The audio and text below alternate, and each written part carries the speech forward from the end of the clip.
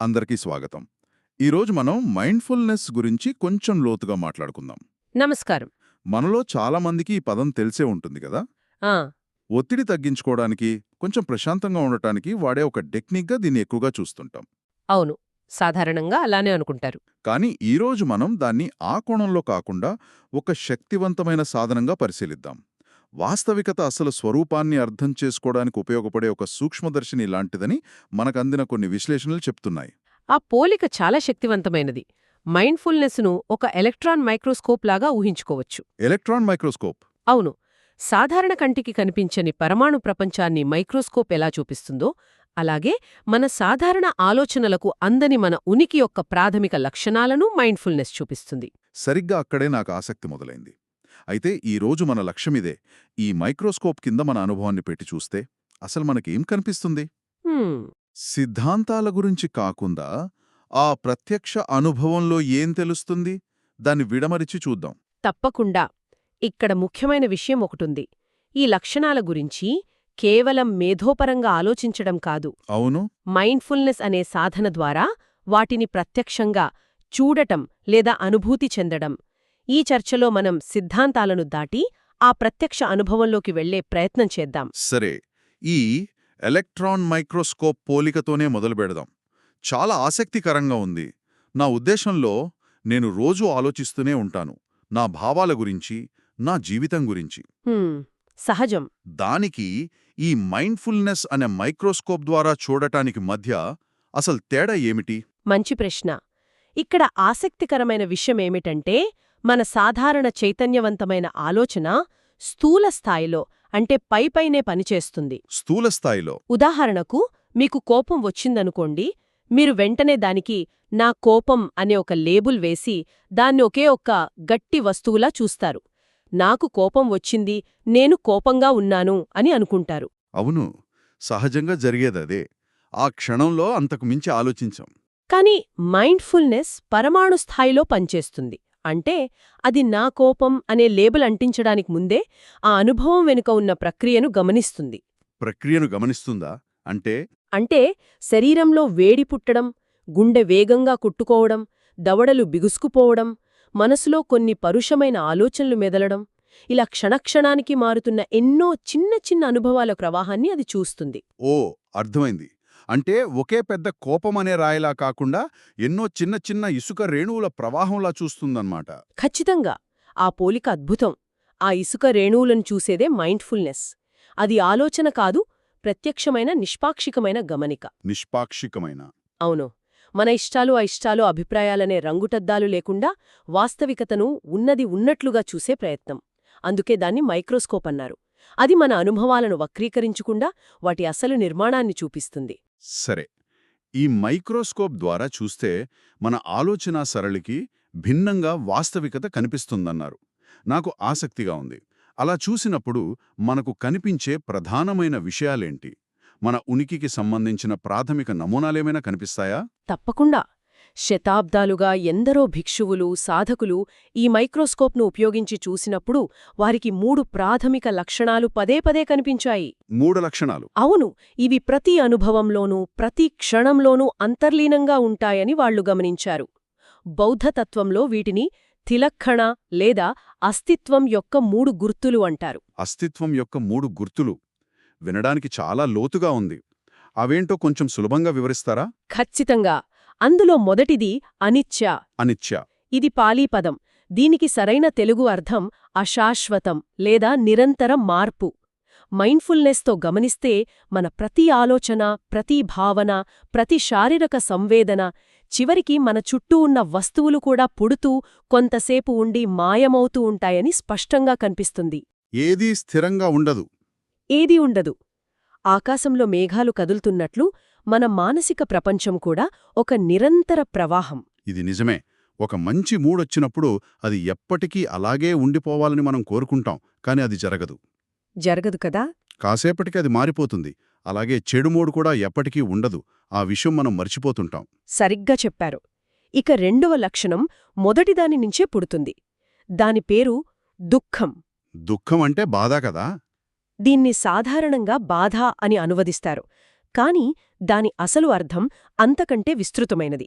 అసంతృప్తి, అశాంతి లేదా ఒక రకమైన ఘర్షణ అని చెప్పవచ్చు. ఘర్షణ. అవును, ప్రతిదీ నిరంతరం మారుతూ అనిత్య ఉంటుంది కాబట్టి శాశ్వతంగా మారకుండా ఉండే దేనిని మనం పట్టుకోలేం. అలా మారేవాటిని గట్టిగా పట్టుకోవాలని ప్రయత్నించినప్పుడే ఈ ఘర్షణ లేదా అసంతృప్తి మొదలవుతుంది. దీనికి ఏదైనా నిజ జీవిత ఉదాహరణ చెప్పగలరా? కొంచెం స్పష్టత వస్తుంది. తప్పకుండా. ఉదాహరణకు, మనకు ఎంతోరిష్టమైన ఉద్యోగం పోయిందనుకోండి. హ్మ్. అప్పుడు కలిగే తీవ్రమైన బాధను గమనిస్తే, ఆ బాధకు అసలు కారణం ఉద్యోగం పోవడం మాత్రమే కాదు. ఆ ఉద్యోగం శాశ్వతం, నాది అనే ఒక భ్రమలో మనముండటం. ఆ మార్పును మనం అంగీకరించలేకపోవడం. ఖచ్చితంగా ఆ మార్పును మనం తీవ్రంగా వ్యతిరేకిస్తాం.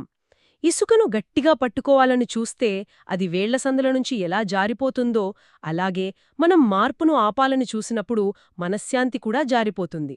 ఈ నిజాన్ని మైండ్ఫుల్నెస్ మేధోపరంగా కాదు, అనుభవపూర్వకంగా చూపిస్తుంది. ఇప్పుడు నాకు స్పష్టంగా అర్థమైంది. అశాశ్వతమైన దాన్ని పట్టుకోవాలని చూడటమే అసంతృప్తికి మూలం. సరే, ఇక మూడవదేమిటి? మూడవది కొంచెం క్లిష్టమైనది, కాని చాలా ముఖ్యమైనది. దాని పేరు అనాత్మ. అనాత్మ. అంటే నిరాత్మ లేదా శాశ్వతమైన, మార్పులేని, స్వతంత్రమైన నేను అనే వస్తువు లేకపోవడం. ఒక్క నిమిషం, ఇక్కడే నాకు కొంచెం గందరగోళంగా ఉంది. నేను లేకపోవడమేంటి? అంటే నాకు వ్యక్తిత్వం, గుర్తింపు, జ్ఞాపకాలు లేవునా?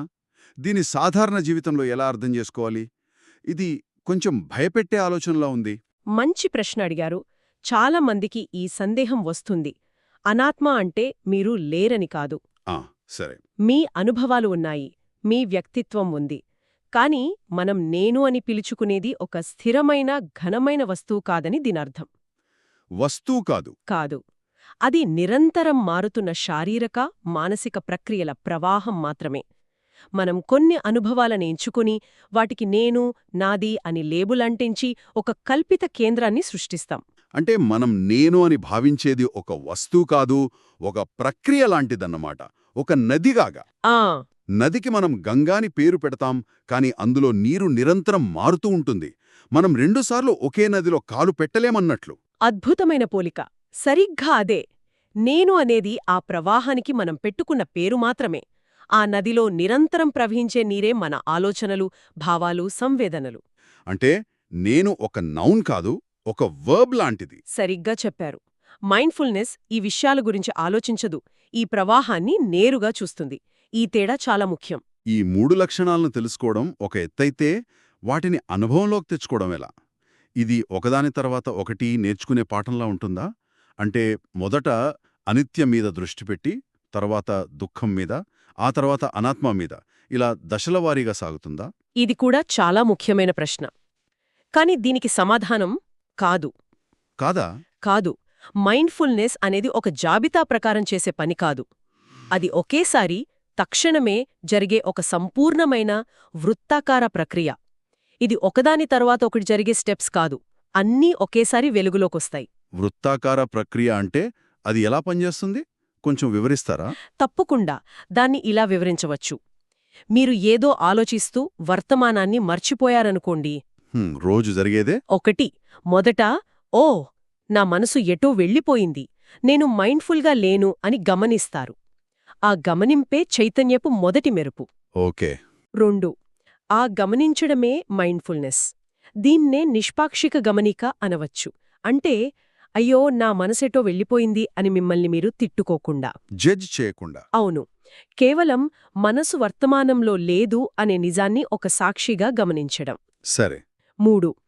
ఈ సాక్షి భావనలో ఉన్నప్పుడు మీ అనుభవాలు ఎలాంటి వక్రీకరణ లేకుండా ఉన్నవి ఉన్నట్లుగా కనిపిస్తాయి. ఉన్నవి ఉన్నట్లుగా. అవును. ఇక 4. అలా ఉన్నవి ఉన్నట్లుగా చూడటమే అనిత్య, దుఃఖం, అనాత్మ అనే లక్షణాలను నేరుగా వెల్లడిస్తుంది. ఎలా? ఎందుకంటే వాస్తవికత యొక్క సహజ స్వభావం అదే కాబట్టి. మీ ఆలోచన రావడం, పోవడం అనిత్య కనిపిస్తుంది. దాన్ని పట్టుకోవాలని చూడటం వల్ల కలిగే చిన్న ఘర్షణ, దుఃఖం తెలుస్తుంది. ఆ ఆలోచన మీరనుకునే నేనుకు బయటగా వచ్చిపోయే ఒక నిగమం, అనాత్మ అని అర్థమవుతుంది. అంటే ఇదంతా ఒకదాంతో ఒకటి ముడిపడి ఉందన్నమాట. మైండ్ఫుల్గా లేనని గ్రహించడమే మైండ్ఫుల్నెస్కు దారితీస్తుంది, ఆ మైండ్ఫుల్నెస్ వాస్తవికతను చూపిస్తుంది. ఇదంతా కొన్ని క్షణాల్లో జరిగిపోతుంది. సరిగ్గా చెప్పారు. ఇదంతా కొన్ని మానసిక క్షణాల వ్యవధిలో జరిగిపోతుంది. ఇది ఒక దీర్ఘమైన, శ్రమతో కూడిన మేధోపరమైన విశ్లేషణ కాదు, తక్షణమే మెరుపులా కలిగే ఒక అంతర్దృష్టి. సరే, ఒకవేళ ఎవరైనా మైండ్ఫుల్నెస్ సాధన చేస్తూ ఒక క్షణం ఈ సత్యాన్ని చూశారనుకుందాం. ఆ అంతర్దృష్టి కలిగినంత మాత్రాన వాళ్ళు అన్ని మానవ బలహీనతల నుండి విముక్తి పొందినట్టేనా? ఆ తర్వాత వాళ్ల జీవితంలో కోపం, ఆందోళన వంటివి మళ్ళీ రావా? నేను ట్రాఫిక్లో చిక్కుకున్నప్పుడు నాకిక చిరాకు రాదా? లేదు, అంత సులభం గాదు. ఇక్కడొక వాస్తవికమైన హెచ్చరిక కూడా ఉంది. ఒక్క క్షణం సత్యాన్ని చూడ్డం వేరు, సంపూర్ణ విముక్తి లేదా జ్ఞానోదయం పొందడం వేరు. ఓ ఆ మొదటి క్షణం ఒక చీకటి గదిలో కిటికీ ఒక క్షణం తెరచుకొని బయటి వెలుగును చూడటం లాంటిది. కానీ గాలికి ఆ కిటికీ మళ్ళీ మూసుకుపోవచ్చు. అంటే ఆ అంతర్దృష్టిని నిలబెట్టుకోవడం కూడా ముఖ్యమన్నమాట. ఖచ్చితంగా. ఆ అంతర్దృష్టి తర్వాత అసలైన ప్రయాణం మొదలవుతుంది. అందులో మరో 2 ముఖ్యమైన దశలుంటాయి.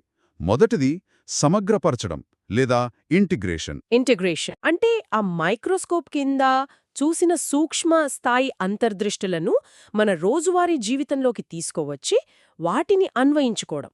ఉదాహరణకు మీరు అన్నట్లు ట్రాఫిక్లో చిరాకు వచ్చినప్పుడు అది కేవలం కొన్ని శారీరక, మానసిక సంవేదనల ప్రవాహం, అనిత్య, అనాత్మ అని గుర్తు తెచ్చుకుని దానికి బానిస కాకుండా స్పందించడం నేర్చుకోవడం. ల్యాబ్లో కనుక్కున్న విషయాన్ని నిజ జీవిత సమస్యలకు వాడటం లాంటిది. అంటే ఆ అంతర్దృష్టిని కేవలం ఒక ఆధ్యాత్మిక అనుభవంగా కాకుండా మన రోజువారీ సమస్యలను ఎదుర్కోవడానికి ఒక ఆచరణాత్మక సాధనంగా మార్చుకోవడం. బావుంది. మరి రెండవ దశ? రెండవది పొడిగించడం, ప్రొలాంగేషన్. అంటే ఆ స్పష్టమైన దృష్టితో కూడిన మైండ్ఫుల్నెస్ స్థితిలో ఎక్కువ కాలం ఉండటానికి మనసును శిక్షణ ఇవ్వడం. ఓకే. మొదట్లో అది కొన్ని క్షణాలు మాత్రమే ఉండొచ్చు. దాన్ని ఒక కండరాన్ని బలపరిచినట్లు సాధన ద్వారా ఆ సమయాన్ని పెంచుకోవచ్చు. మొదట్లో 5 సెకండ్లు కూడా మనసు నిలవకపోవచ్చు. నేను మొదట్లో ప్రయత్నించినప్పుడు నా పరిస్థితి అదే. కానీ నెమ్మదిగా ఆ సామర్థ్యం పెరుగుతుంది. ఈ 2 దశలు వింటుంటే చాలా కష్టమైనవిగా, చాలా క్రమశిక్షణతో కూడినవిగా అనిపిస్తున్నాయి. అనిపించవచ్చు. కానీ ఒక మంచి విషయమేమిటంటే ఈ 2 ప్రక్రియలు ఒక భారమైన పనిలా కాకుండా ఆనందదాయకంగా ఉంటాయని కూడా చెబుతారు. అలాగా? అవును. ఎందుకంటే ప్రతి చిన్న పురోగతి కూడా మీకు మరింత స్పష్టతను, స్వేచ్ఛను ఇస్తుంది. కాబట్టి ఆ ప్రయత్నానికి తగిన విలువ ఖచ్చితంగా ఉంటుంది. కాబట్టి ఈ మొత్తం విశ్లేషణను ఒక్కసారి వెనక్కి తిరిగి చూస్తే మైండ్ఫుల్నెస్ అనేది కేవలం విశ్రాంతి కోసమో, ఒత్తిడి తగ్గించుకోవడానికో పరిమితమైనది కాదు. కాదు. అది వాస్తవికత యొక్క పొరలను విప్పి దాని అసలు స్వరూపాన్ని ప్రత్యక్షంగా గ్రహించడానికి ఉపయోగపడే ఒక పదునైన సాధనం. అది మన ఉనికి యొక్క అనిత్య, అసంతృప్తికర మరియు నిరాత్మ స్వభావాన్ని మనకు నేరుగా చూపిస్తుంది. ముడింపుగా వినేవారికి ఒక ఆలోచనను వదిలివెళ్దాం. ఈ చర్చలో మనం పదే పదే చెప్పుకున్న ఒక విషయం ఉంది. ఏంటది? మైండ్ఫుల్నెస్ ఈ సత్యాల గురించి ఆలోచించదు, వాటిని చూస్తుంది. ఇది చాలా చిన్న తేడాగా అనిపించినా చాలా శక్తివంతమైనది. చూస్తుంది, ఆలోచించదు. దీని ఆధారంగా మనల్ని మనం ఏమని ప్రశ్నించుకోవచ్చు? మన రోజువారీ జీవితంలో మనం ఎన్ని విషయాలను నిజంగా చూస్తున్నాము లేదా అనుభూతి చెందుతున్నాము, మరియు ఎన్నింటి గురించి కేవలం ఆలోచిస్తున్నాము? ఉదాహరణకు ఉదయం కాఫీ తాగుతున్నప్పుడు దాని రుచిని, వాసనను, వెచ్చదనాన్ని నిజంగా అనుభూతి చెందుతున్నామా, లేక ఆ కాఫీ తాగుతూనే మనసులో రేపటి మీటింగ్ గురించి ఆలోచిస్తున్నామా? మనం కాఫీని తాగుతున్నామో లేక మన ఆలోచనలను తాగుతున్నామా? సరిగ్గా అదే. ఈ తేడాను గమనించడం మన అనుభవాలను ఎలా మార్చగలదు అనే ప్రశ్నతో ఈ రోజుకు ముగిద్దాం.